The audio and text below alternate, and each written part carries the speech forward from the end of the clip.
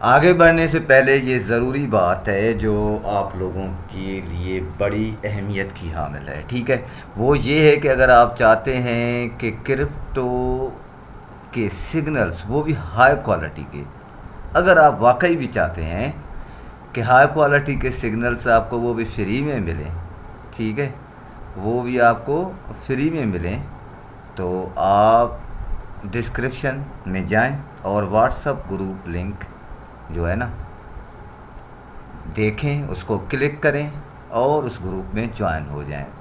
हम हफ्ते में 2 से 4 क्वालिटी फ्री सिग्नल्स ज़रूर देते हैं जिससे सबको फ़ायदा होता है। तो हमारी कम्युनिटी को ज्वाइन करें, ठीक है। अब आते हैं अहम मौजू की तरफ। अहम मौजू क्या है कि ओवरऑल बड़ा सिनेरियो क्रिप्टो की पूरी मार्केट को अगर बिग पिक्चर में देखा जाए कि क्या होने जा रहा है, क्या होने जा रहा है, तो उस पर सारा हम एनालिसिस करते हैं, ठीक है, एक बड़े टाइम फ्रेम के हवाले से, क्योंकि ये इंटरनेशनल फाइनेंशियल प्लेटफॉर्म है और साथ साथ ये इंटरनेशनल फाइनेंशियल वार भी है, ठीक है। तो सबसे पहले, इससे पहले कि हम बीटीसी के चार्ट पर जाएं, तो बेहतर है पहले कुछ न्यूज़ पर हम थोड़ा बहुत एनालिसिस कर लें, ठीक है। तो आते हैं, सबसे पहली बात ये कि आप सब ने सुना होगा, आप सब ने सुना होगा कि जर्मन गवर्नमेंट ने, ठीक है, जर्मन गवर्नमेंट ने इतने बिटकॉइन सेल कर दिए, ठीक है। अब जब जर्मन गवर्नमेंट के पास जितने भी बिटकॉइंस हैं, आपको पता है उनकी इस वक्त प्राइस क्या है? वो है $2 बिलियन। ये कोई इतना बड़ा अमाउंट नहीं है जिसकी वजह से मार्केट में पैनिक छाया जा रहा है, लोग परेशान हो रहे हैं। इसके पीछे जो बड़ी अहम चीज़ है ना, वो यूँ कह सकते हैं कि आप एक पॉलिटिकल मूव है। क्या है? Political move. तो पॉलिटिकल मूव क्या होता है आप लोगों को ये समझना चाहिए। जैसे जैसे जैसे ये लोग अपना कर रहे थे, बिटकॉइन को सेल कर रहे थे, तो पार्लियामेंट में इनसे बाकायदा पूछा गया, ठीक है, उनसे पूछा गया, क्या पूछा गया ये आप, कि भाई आप हमारी जो कंट्री के लोग हैं, अवाम हैं, वो भी तो बिटकॉइन रखते हैं ना, तो आप क्यों बिटकॉइन को सेल करके सेलिंग प्रेशर बढ़ा रहे हैं, और उससे ये नतीजा निकल रहा है कि बहुत से लोग पैनिक का शिकार हो रहे हैं। तो ये जर्मन गवर्नमेंट के पार्लियामेंट में इस तरह के कई सारे सवालात उठाए गए, ठीक है। अब मैं से क्या कहता हूँ कि ये पॉलिटिकल मूव है। पॉलिटिकल मूव इस हवाले से भी है कि आप यूं कह सकते हैं कि एक वार चल रही है यूक्रेन और रशिया के दरमियान, ठीक है, और रशिया बिटकॉइन में ज़्यादा बिलीव करता है और ये जर्मन गवर्नमेंट को भी पता है, ठीक है। तो ये एक तरह से यूं कह सकते हैं कि इंटरनेशनली एक हिडन मैसेज जिसे डीकोड किया जाता है वो दिया जा रहा है कि भाई बिटकॉइन तो कोई शे ही नहीं। हालांकि ये जस्ट एक इम्पैक्ट डालने के लिए ऐसा काम किया जा रहा है। तो इसके लिए आप कम से कम परेशान ना हो, जर्मन गवर्नमेंट के इस मकसद के लिए आप परेशान ना हो, ठीक है।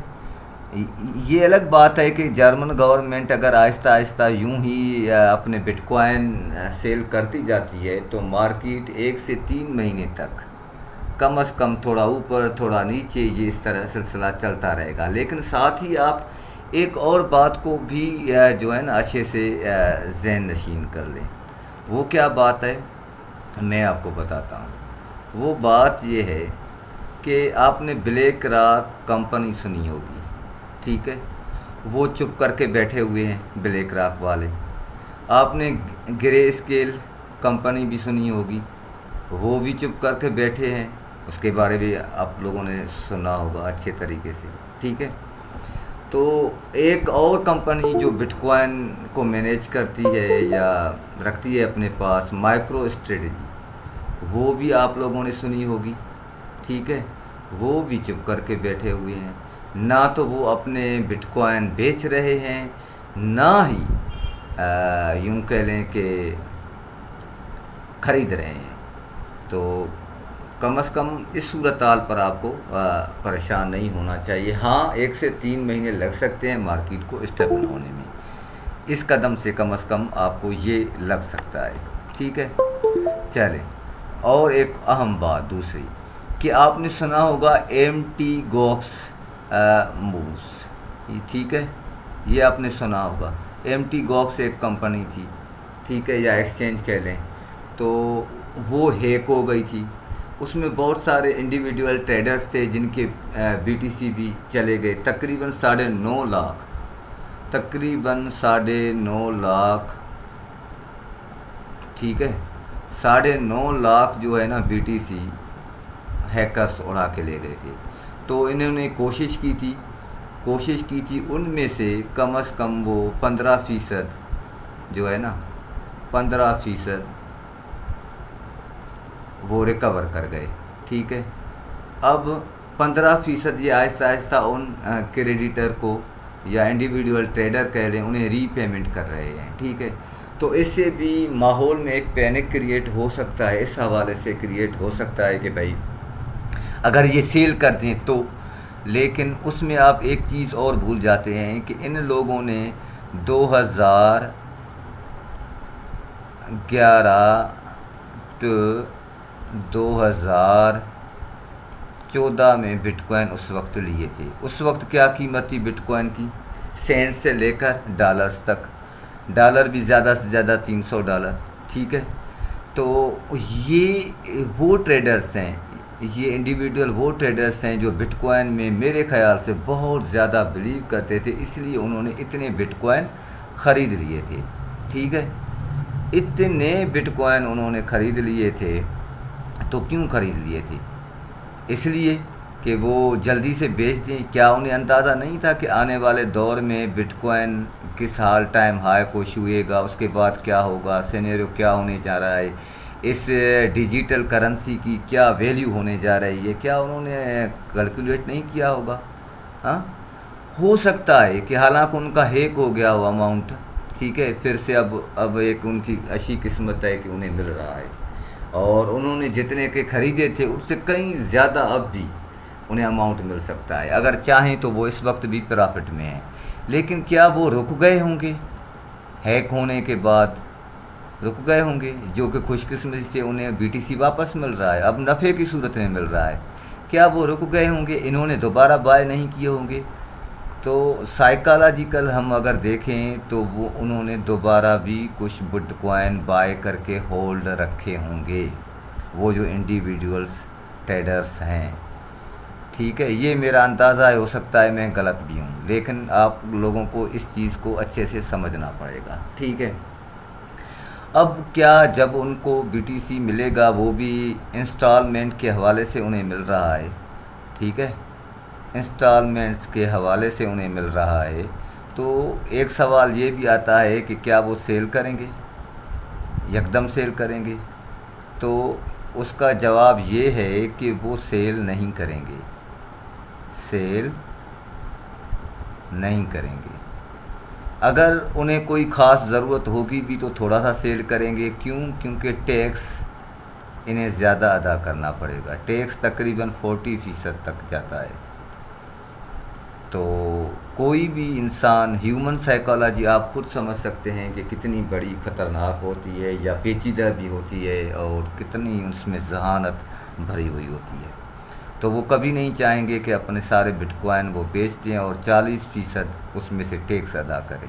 मिसाल के तौर पर एक के पास $2 लाख के इस वक्त बिटकॉइन हैं, ठीक है, $2 लाख के। अगर वो इसी वक्त ये बेच भी देता है, कोई ख़रीद भी लेता है, चलो ठीक है, कोई ख़रीद भी लेता है, ये बेच भी लेता है, तो क्या वो चाहेगा कि वो तकरीबन $80,000 वो जो है ना टैक्स अदा करे? कभी नहीं चाहेगा। तो अब हम जाते हैं बीटीसी के चार्ट की तरफ, ताकि आप लोगों को वो उस चार्ट पर भी एक टेक्निकल एनालिसिस के तौर पर समझाया जा सके। चलते हैं। अब आए हैं यहाँ पर, ठीक है,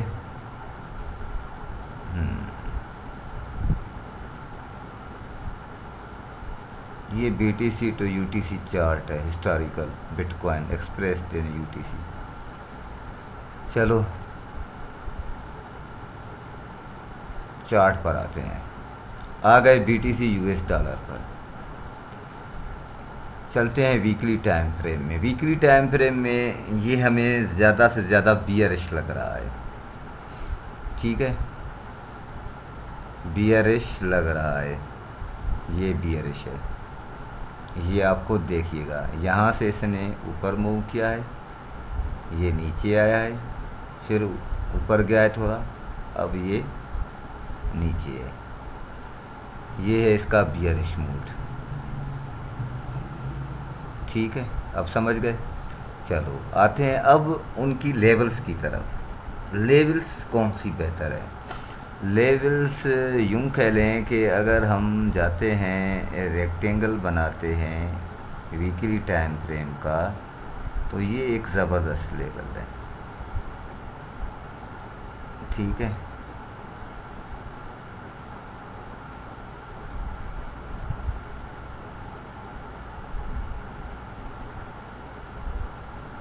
यहाँ तक आप कर सकते हैं। अब इसको हम वन डे टाइम फ्रेम में देखते हैं, एक बड़े बिग मूव में। ये देखें, अब इसको और नीचे करते हैं यहाँ से, ठीक है, और यहाँ से ऊपर करते हैं, ठीक। इस वक्त ये ट्रेड कहाँ कर रहा है? इस वक्त ये ट्रेड कर रहा है यहाँ पर। ये इसका पुल बैक एरिया है, ठीक है, और यहाँ पर जो लोकल सपोर्ट है वो 50,000 है, ठीक है। इन केस अब मैं आता हूँ अहम चीज़ों पर, ठीक है। मूविंग एवरेज हम लेते हैं, मूविंग एवरेज रिबन, ये आ गई। अब आते हैं इसके हम सेटिंग में, ताकि कलर्स थोड़े तब्दील कर लें।